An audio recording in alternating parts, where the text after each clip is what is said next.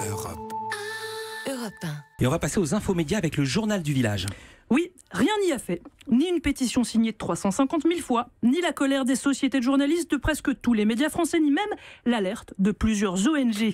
Hier, le Sénat a adopté la proposition de loi LREM sur le secret des affaires. C'est la transposition d'une directive européenne très contestée et le Sénat l'a encore un peu durci en y ajoutant un délit d'espionnage économique. La loi protège les brevets et les informations financières des entreprises dans des délimitations qui sont assez floues d'ailleurs. Et les journalistes ont évidemment une crainte qu'il soit encore plus compliqué de faire leur métier d'enquête sur les dessous, parfois un peu crasse-pouille. Un peu, c'est un euphémisme de la finance. C'est crasse-pouille, moi qui m'a plu. Et puis Oui, sans j'adore aucun ça. rapport, ce soir, le PAF fête un anniversaire. Oui, ce soir, Prime spécial sur C8 pour les 8 ans de Touche pas à mon poste. Cyril Hanouna va une fois de plus se muer en as du direct, puisqu'il nous promet 5 heures de live avec, dit-il, une grosse surprise à la fin. Qu'est-ce que c'est? On ne le sait pas, on attend de voir. On sait pas, on sait que c'est en extérieur.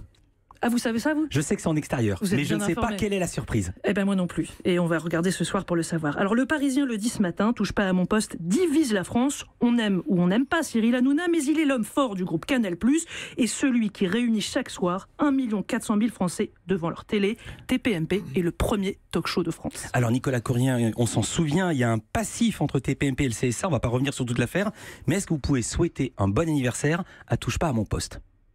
Mais bien sûr, et d'ailleurs, je regarde régulièrement Touche pas à mon poste, et j'ai observé que nos actions ont eu un effet. Bon. Et à ce propos, on parle beaucoup de l'action du CSA en matière de déontologie des programmes. Il faut que vous sachiez qu'on traite chaque année environ 1000 dossiers, dont 100 touchent à la déontologie des programmes, c'est-à-dire les programmes comme Touche pas à mon poste. Et sur les 100, seulement un tiers des dossiers donne lieu à une action, à une intervention du CSA. Donc, le CSA n'est pas qu'un gendarme du PAF, comme vous dites. Le CSA, moi, je le vis plutôt comme une maison des médias, une maison bienveillante plutôt qu'un sanctionneur. Vous allez regarder l'anniversaire de TPMP ce soir? Ah, bah écoutez, vous me donnez une bonne idée, oui. Allez, je vais vous emmener maintenant faire un tour au kiosque du village parce que j'aime bien. Il n'y a pas que dans les amphis qu'on réinvente le monde. En mai, Phosphore aussi fait sa révolution.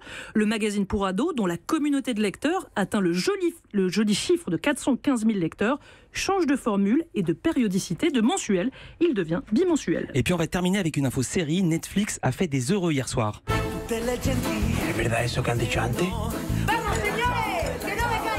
C'est vrai ce qu'ils disent. Allez, on continue. C'est ce que vous venez d'entendre en espagnol. Oui, c'est officiel depuis hier matin. La série Casa de Papel, celle que tout le monde adore en ce moment, aura bien une saison 3. Netflix l'a annoncé depuis Rome, puisque la plateforme de vidéo à la demande était en conférence de presse. La Casa de Papel met en scène le casse de la maison royale de la monnaie d'Espagne. Mais le vrai braquage, c'est le succès aussi incroyable qu'inattendu de cette série espagnole. Il y a un an, elle était diffusée sur Antena 3 en Espagne. Fin décembre, Netflix la met en ligne en catimini et sans pub. Aujourd'hui, elle est devenue, écoutez bien, la série non anglophone la plus regardée de toute l'histoire de Netflix, rien de moins.